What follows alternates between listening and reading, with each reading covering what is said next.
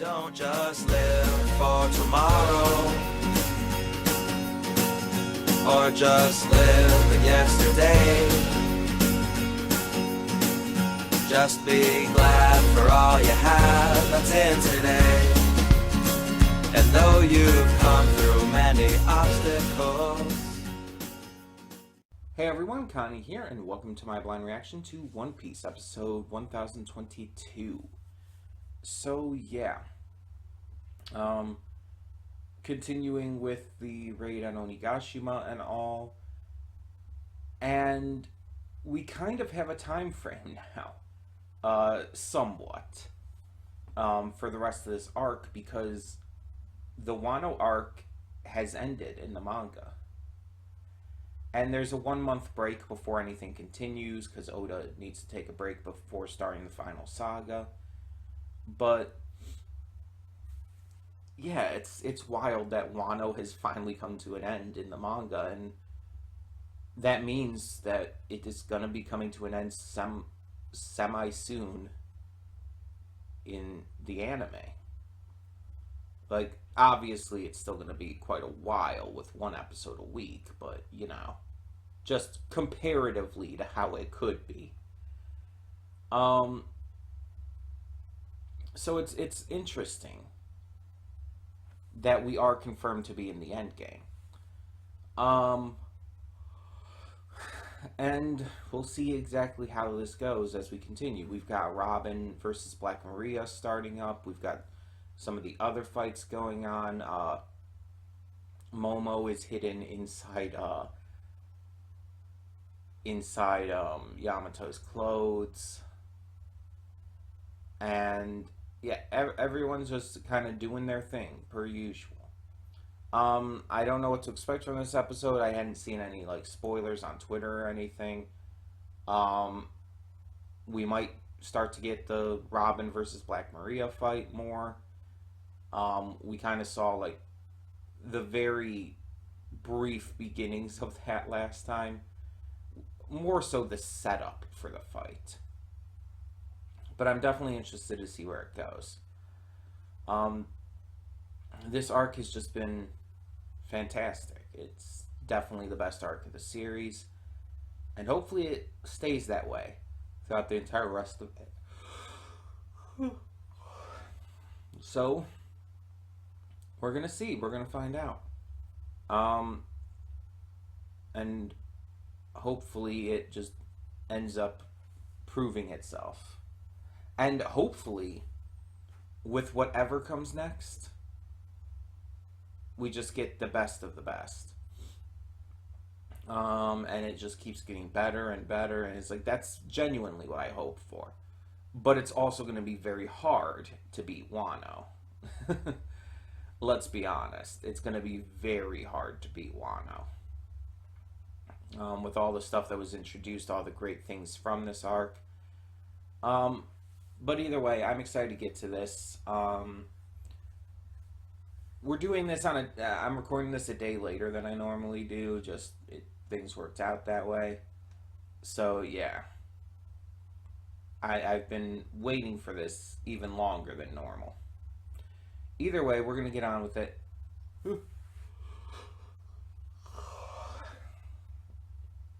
Excuse me. And hope for the best. So, when the screen fades to black, pause this redirect and go to the description below. Follow the link to the reaction, and after you watch it, come back here to the redirect and resume play. Because after it fades to black and then fades back in, everything from that point forward will be my afterthoughts and will contain spoilers to the episode. So, with that being said, thank you so much for tuning in, and I will see you at the reaction. And we are back, and we'll begin with spoilers in 3, 2, 1, now.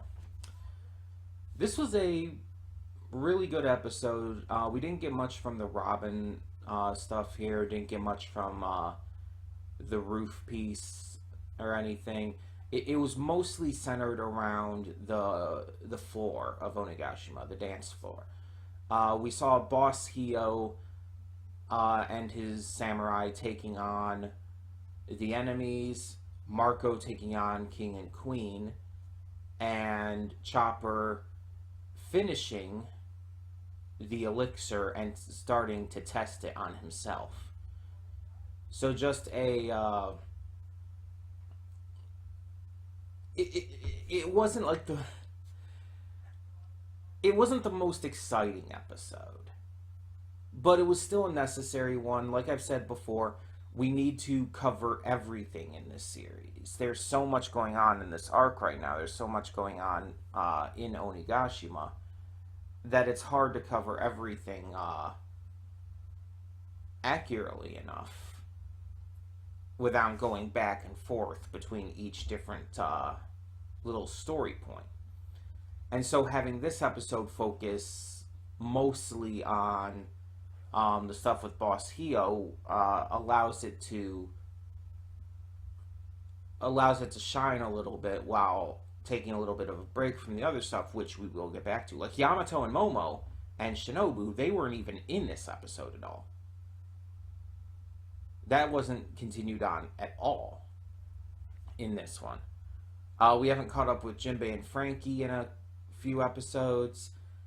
Something like that. It's like, yeah, we're focusing a little at a time here.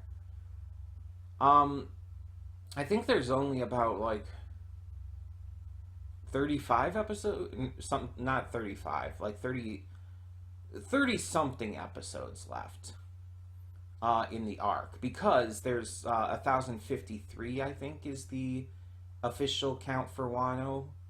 I believe that's what it was for the last chapter. So I don't know if there's going to be a post Wano arc. There might be, but that would begin after the break is over, and I guess it would be part of the final saga. Weirdly enough, but we'll see. We'll see what happens when that comes into play. So if it's 1053 and this is 1022, yeah, and if it doesn't like drag things out too much, about 30 or so episodes left, which a lot can happen in that time. That's longer than a normal full-length season of anime.